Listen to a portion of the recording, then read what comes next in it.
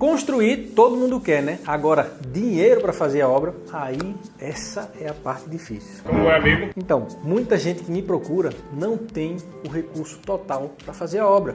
E como vê a gente postando muito vídeo de economia, economizando na fundação, economizando nas paredes, economizando como um todo na construção da estrutura, então as pessoas que me procuram geralmente não têm todo o valor para fazer o projeto que eles querem. E aí o que acontece? Eu não sou banco, infelizmente eu não posso emprestar dinheiro e nem tenho dinheiro para isso, né? Até porque se eu tivesse dinheiro para isso eu não estava aqui agora gravando o vídeo, estava na praia tomando água de coco, não é verdade? Mas vamos lá, já que eu não tenho dinheiro para emprestar e ajudar essas pessoas a construir e a realizar seus sonhos, o mínimo que eu posso fazer é fornecer informações totalmente gratuitas e nesse vídeo eu vou te dar 8 dicas, 8 dicas, agora sim, que vão te ajudar a tirar o seu projeto do papel, a materializar a sua construção, mesmo que você não tenha muito recurso para isso e que eu sei que a maioria das pessoas passa por esse problema. E aí, quer saber quais são essas 8 dicas que podem te ajudar a tirar o seu sonho do papel? Fica comigo até o final desse vídeo que a gente vai falar sobre isso exatamente agora. Vamos nessa?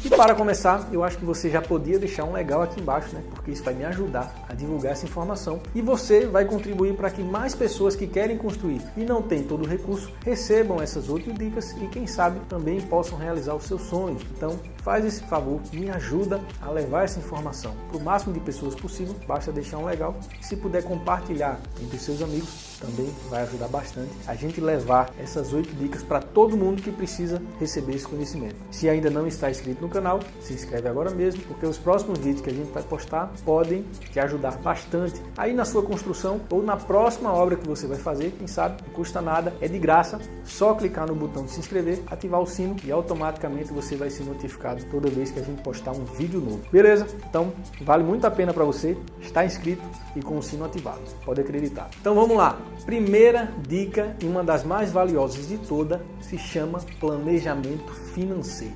Cara, o que eu vejo de gente iniciando obras sem planejamento financeiro não está no gibi. É muita, mas muita gente mesmo. E quando eu falo planejamento financeiro, basicamente é você ter um projeto bem definido, porque não tem como você saber quanto vai gastar se você não sabe exatamente o que vai construir. E depois do projeto definido, você ter um orçamento bem realista, bem elaborado. Então, com o projeto, você definiu o que vai construir, com o orçamento, você sabe exatamente quanto você vai gastar para construir esse projeto. E aí sim, você monta o seu planejamento financeiro. Vamos supor que seu orçamento inclui todos os acabamentos, todo o material, deixa a sua casa pronta do jeito que você sonha. E o valor total é 200 mil. Se você só tem 100 mil, então você consegue fazer um planejamento financeiro para desembolsar 100 mil, talvez segurar um pouco a obra e ir desembolsando o resto quando você for recebendo, ou talvez financiar os outros 100 mil, ou ainda tentar enxugar um pouco no orçamento, tirando alguns acabamentos, tirando algumas coisas que são mais caras, colocando outras mais baratas para reduzir o custo final. Então,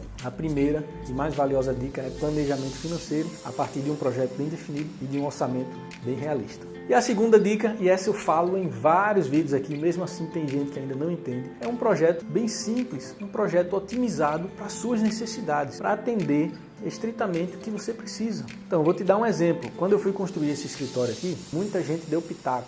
Thiago, faz uma laje em balanço na frente para ter um platibanda, faz uma cobertura no teto, coloca um banheiro embaixo, um banheiro em cima, um banheiro no céu. Enfim, várias dicas. Mas eu sabia que eu precisava economizar porque eu não tinha muito dinheiro. Então o que eu precisava era basicamente o mais simples possível para atender a minha necessidade. E qual era a minha necessidade? Era ter um escritório para poder trabalhar, para poder gravar vídeos, para poder atender meus clientes. E aqui está o escritório do qual eu gastei muito pouco. Tem vídeos aqui no canal mostrando, se você ainda não viu, já deixei no card.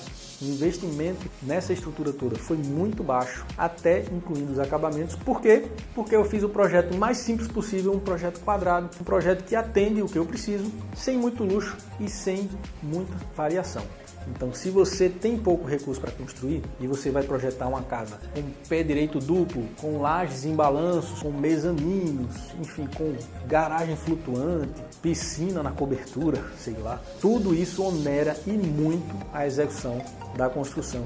E se você tem pouco recurso, a última coisa que você precisa é gastar dinheiro com besteira. Então, vai por mim, faz um projeto bem simples, quadradinho, otimizado. Se você tem dinheiro sobrando, excelente, projeta do jeito que você sempre sonhou, sonhou, do jeito que você visualiza na sua mente. Mas se você não tem, meu amigo, como a maioria das pessoas, então faz um projetinho simples, bem básico, porque assim, com certeza, você vai conseguir tirar o seu sonho do papel. Caso contrário, vai ser muito mais difícil isso acontecer. É a escolha do terreno. E a terceira dica é a escolha do terreno. O terreno é fundamental para definir quanto você vai gastar na sua construção. Porque se você vai construir em terreno declinado ou com aclive, né, um terreno subindo, um terreno descendo, seja uma ladeira, vamos dizer assim, você vai gastar muito mais na fundação. Em alguns casos você vai gastar aterro para poder aterrar a base e subir o nível do piso. Em outros casos você vai gastar para tirar o aterro do seu terreno, dependendo da cota da fundação. Enfim, terrenos inclinados são mais caros de construir, são mais difíceis de fazer fundação, demora mais tempo e você necessariamente vai gastar bem mais. Assim como também terrenos frágeis, terrenos alagadiços que alagam muito em época de chuva. Então é muito importante que você faça uma sondagem no terreno. O investimento na sondagem é mínimo em relação ao custo total que você vai ter na construção e assim você define se aquele terreno tem uma boa resistência ou tem uma má resistência. E caso a resistência dele seja muito baixa, você vai ter que investir muito mais na fundação, fazer sapatas maiores, fazer fundações maiores, mais robustas para suportar o peso da sua estrutura. Então a escolha do terreno é fundamental para você conseguir economizar na sua construção e construir com pouco recurso. Preferência para terrenos o mais plano possível e resistentes, lógico, para facilitar e reduzir custos durante a obra. E a quarta dica é conseguir materiais acessíveis. De nada adianta você com pouco recurso querer colocar o porcelanato mais caro na parede ou talvez um revestimento de última geração na fachada. Você precisa economizar. Então você tem que investir em materiais mais acessíveis para você poder viabilizar a sua construção. E depois, no futuro, quem sabe você pode colocar aquela luminária que você sempre sonhou, aquela porta gigante que você sempre sonhou. Mas no momento, o recurso está limitado, então invista em materiais acessíveis. E assim você vai conseguir avançar com a sua construção. E a quinta dica tem a sigla de DIY, que também é conhecido como autoconstrução.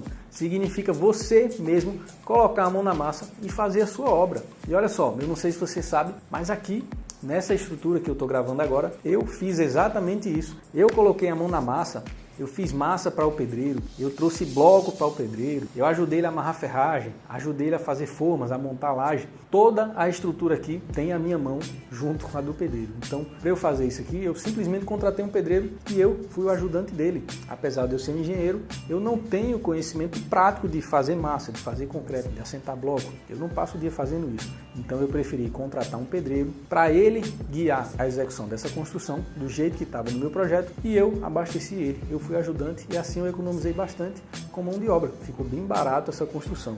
Então, se você tem disposição, força de vontade, tempo principalmente e conhecimento de construção, vale muito a pena você colocar a mão na massa e fazer uma autoconstrução e assim você vai conseguir gastar muito menos na sua estrutura. E a sexta dica se chama compras inteligentes, como por exemplo os blocos de concreto celular. Então, os blocos de concreto celular, apesar de ser mais caros em comparação com os tijolos tradicionais, eles geram economia desde a mão de obra até o consumo de argamassa, elimina madeiras na construção, reduz concreto, reduz aço, tudo fica mais fácil, tudo fica mais simples e no final, geralmente a gente consegue 30% de economia no custo da estrutura e eu já consegui em algumas obras mais de 50%, só que são obras muito específicas com projetos muito simples e muito modulados para os blocos, então assim a gente consegue maiores economias. Então quando eu falo em compras inteligentes é a alvenaria mais eficiente do momento, no caso os blocos de concreto celular, a cobertura mais eficiente do momento, um revestimento mais tecnológico, mais inteligente, que vai eliminar etapas. Tudo isso é considerado compras inteligentes e para você que gosta de acessar o YouTube, que gosta de pesquisar o YouTube, aqui é a melhor ferramenta para isso, porque todo dia estão lançando novas tecnologias, novos processos e se você estiver antenado, você vai receber muita informação e vai estar sempre à frente de todos os outros que estão construindo. E a sétima dica se chama contratação local. Quando eu falo contratação local, significa contratar pessoas da região que você está construindo. Por exemplo, quando eu vou fazer obras muito longe da minha sede, eu sempre dou preferência a contratar pessoas de lá do local, da região, porque para levar pessoas de longe, por exemplo, daqui de Recife, de onde eu estou, a 100 km, 150 km da minha sede, eu vou gastar com transporte, eu vou gastar com hospedagem, vou gastar com refeições, alojamentos, eventualmente. Então tudo isso é custo e entra no orçamento da nossa construção. E se você chega lá na região e consegue mão de obra, consegue pedreiros que já estão lá, você de cara já economiza com alojamento, você economiza com transporte até a cidade. Pode ser até que ele precise de um transporte para chegar na obra, mas vai ser muito mais barato do que você levar de 100 km de distância. E também economiza nas refeições, porque se ele já mora lá, provavelmente você vai dar o almoço, talvez o café da manhã, não vai precisar pagar tudo, diferente de você ter que transportar uma pessoa de outra cidade. Então, é mais barato você construir com gente local, da região que você está fazendo a obra, em comparação com levar pessoas de fora. Agora, lógico, se você não tem mão de obra qualificada, não tem mão de obra de qualidade, no local que você vai construir, não vale a pena, mesmo que seja para economizar, uma mão de obra de baixo nível nunca é interessante, independente do valor que você vai pagar por ela. Então invista sempre em mão de obra qualificada, pedreiros de qualidade, encarregados, ajudantes, porque isso aí vai garantir a qualidade, a velocidade e a eficiência da sua construção.